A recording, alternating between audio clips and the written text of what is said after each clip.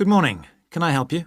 Yes, I've just been accepted on a course at the university and I'd like to try and arrange accommodation in a hall of residence. Yes, certainly. Please sit down. What I'll do is fill in a form with you to find out a little more about your preferences and so forth. Thank you. So, first of all, can I take your name?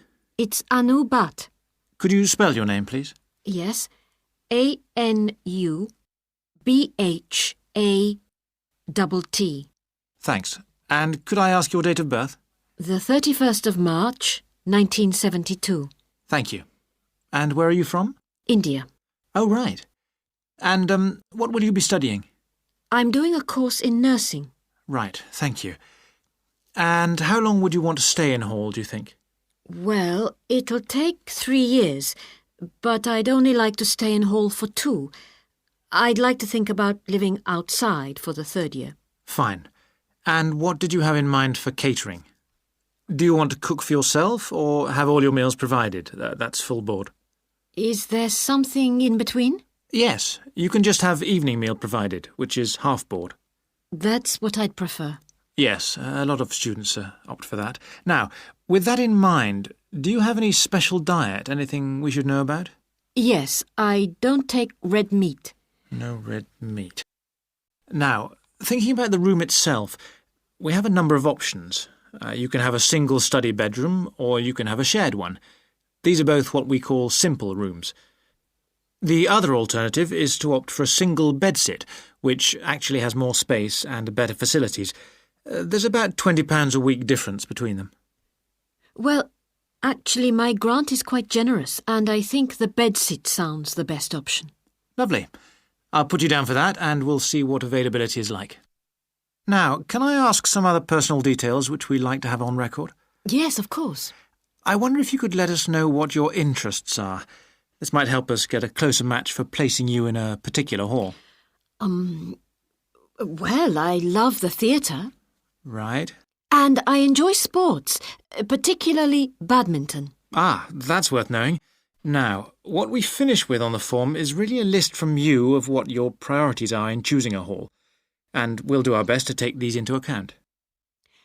Well, the first thing is I'd prefer a hall where there are other mature students, if possible. Yes, we do have halls which tend to cater for slightly older students. And I'd prefer to be out of town. That's actually very good for you because we tend to have more vacancies in out-of-town halls. Lucky. Yes. Anything else?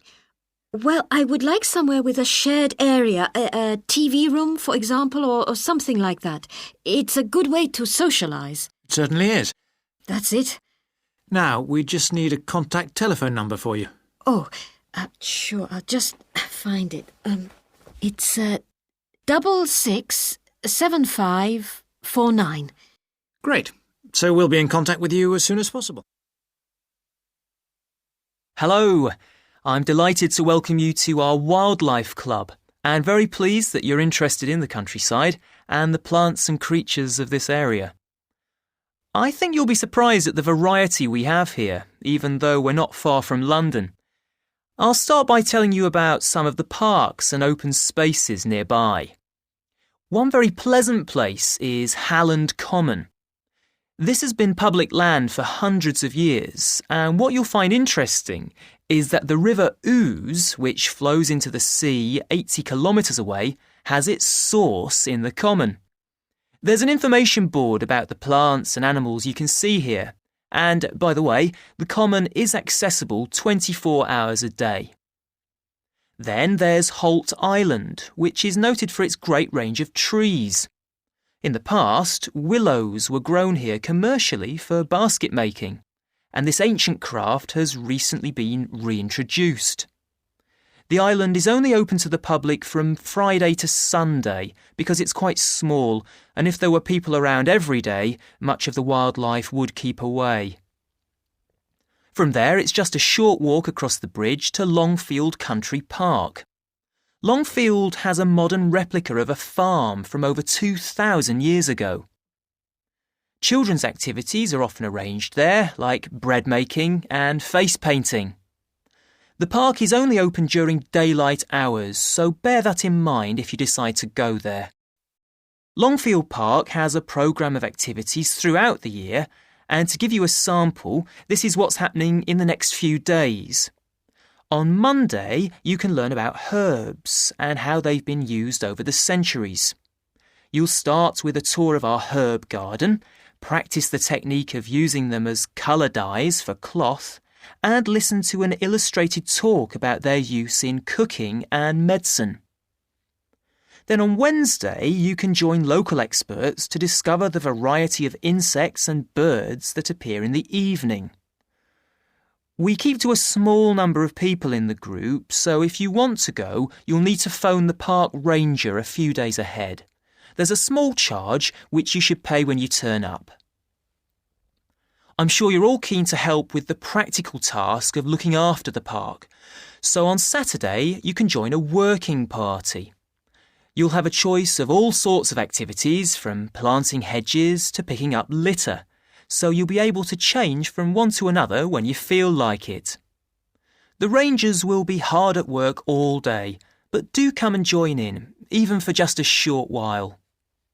One thing, though, is to make sure you're wearing something that you don't mind getting dirty or torn. And finally, I'd like to tell you about our new wildlife area, Hinchingbrook Park, which will be opened to the public next month. This slide doesn't really indicate how big it is, but anyway, you can see the 2 gates into the park and the main paths. As you can see, there's a lake in the northwest of the park with a bird hide to the west of it at the end of a path, so it'll be a nice, quiet place for watching the birds on the lake. Fairly close to where refreshments are available, there's a dog walking area in the southern part of the park, leading off from the path. And if you just want to sit and relax, you can go to the flower garden. That's the circular area on the map, surrounded by paths. And finally, there's a wooded area in the western section of the park, between 2 paths. OK, that's enough from me, so let's get on and have a look. Hi, Yun. As you know, I've asked you here today to discuss the future of our Self-Access Centre. We have to decide what we want to do about this very important resource for our English language students. So, can you tell me what the students think about this? Well, from the students' point of view, we would like to keep it. The majority of students say that they enjoy using it because it provides a variation on the classroom routine, and they see it as a pretty major component of their course. But we would like to see some improvements to the equipment, particularly the computers.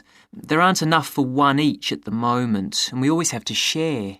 Well, yes, the teachers agree that it is a very valuable resource, but one thing we have noticed is that a lot of the students are using it to check their personal emails. We don't want to stop you students using it, but we think the computers should be used as a learning resource, not for emails. Some of us also think that we could benefit a lot more by relocating the Self-Access Centre to the main university library building. How do you think the students would feel about that, Yun? Well, the library is big enough to incorporate the Self-Access Centre, but it wouldn't be like a class activity anymore. Our main worry would be not being able to go to a teacher for advice. I'm sure there would be plenty of things to do, but we really need teachers to help us choose the best activities. Well, there would still be a teacher present and he or she would guide the activities of the students. We wouldn't just leave them to get on with it. Yes, but I think the students would be much happier keeping the existing setup. They really like going to the Self-Access Centre with their teacher and staying together as a group to do activities. If we could just improve the resources and facilities, I think it would be fine. Is the cost going to be a problem? It's not so much the expense that I'm worried about, and we've certainly got room to do it, but it's the problem of timetabling a teacher to be in there outside class hours. If we're going to spend a lot of money on equipment and resources, we really need to make sure that everything is looked after properly. Anyway, let's make some notes to see just what needs doing to improve the centre. Now, what about the computers? I think it might be a good idea to install some new models. They would take up a lot less room, and so that would increase the workspace for textbooks and so on. That would be great. It is a bit cramped in there at times. What about other resources? Do you have a list of things that the students would like to see improved? Yes, one of the comments that students frequently make is that they find it difficult to find materials that are appropriate for their level, especially reading resources. So I think we need to label them more clearly. Well, that's easy enough. We can get that organised very quickly. In fact, I think we should review all of the study resources, as some of them are looking a bit out of date. Definitely. The CD section especially needs to be more current. I think we should get some of the ones that go with our latest course books and also make multiple copies. Good. Now, I was also thinking about some different materials that we haven't got in there at all. What do you think of the idea of introducing some workbooks? If we break them up into separate pages and laminate them, they'd be a great resource. The students could study the main course book in class and then do follow-up practice in the Self-Access Centre. That sounds good. OK, now finally we need to think about how the room is used. I'll have to talk to the teachers and make sure we can all reach some agreement on a timetable to supervise the centre after class. But we also need to think about security too, especially if we're going to invest in some new equipment. What about putting in an alarm? Good idea. The other thing I'd like to do is talk to our technicians and see whether we could somehow limit the access to email. I really don't want to see that resource misused. What about if we agree to only use it before and after class? Yes, that would be fine. OK, anyway, that's great for now. We'll discuss it further when we've managed to sort. Good morning, everyone. Now, whether you're going to university to study business or some other subject, many of you will eventually end up working for a company of some kind. Now, when you first start working somewhere, you will realize that the organization you've joined has certain characteristics. And we often refer to these social characteristics as the culture of the organization. This includes its unwritten ideas, beliefs, values, and things like that. One well-known writer has classified company cultures by identifying 4 major types.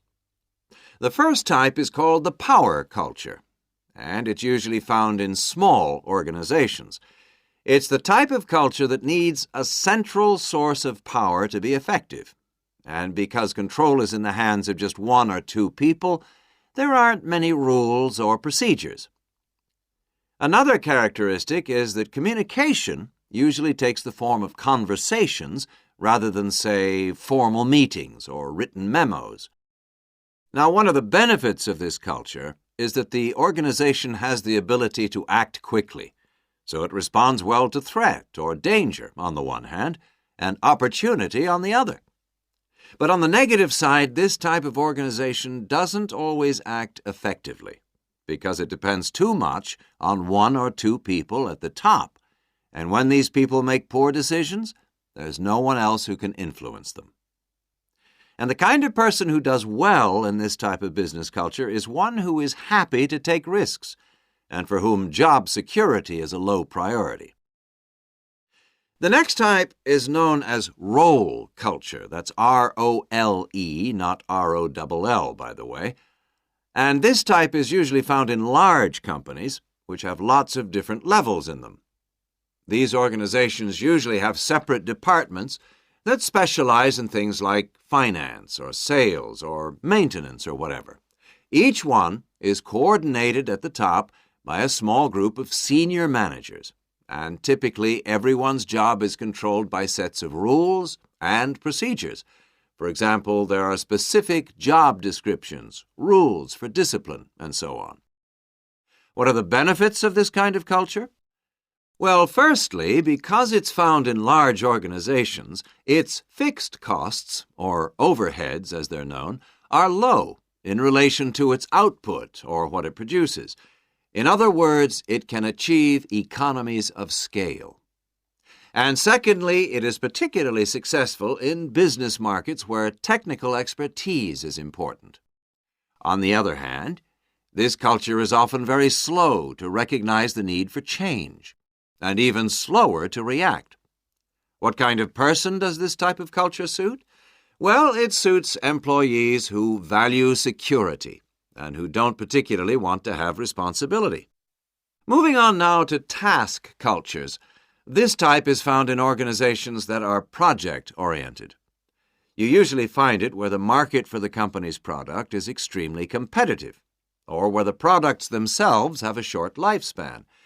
Usually, top management delegates the projects, the people, and other resources, and once these have been allocated, little day-to-day control is exercised from the top, because this would seem like breaking the rules. Now, one of the major benefits of this culture is that it's flexible, but it does have some major disadvantages too.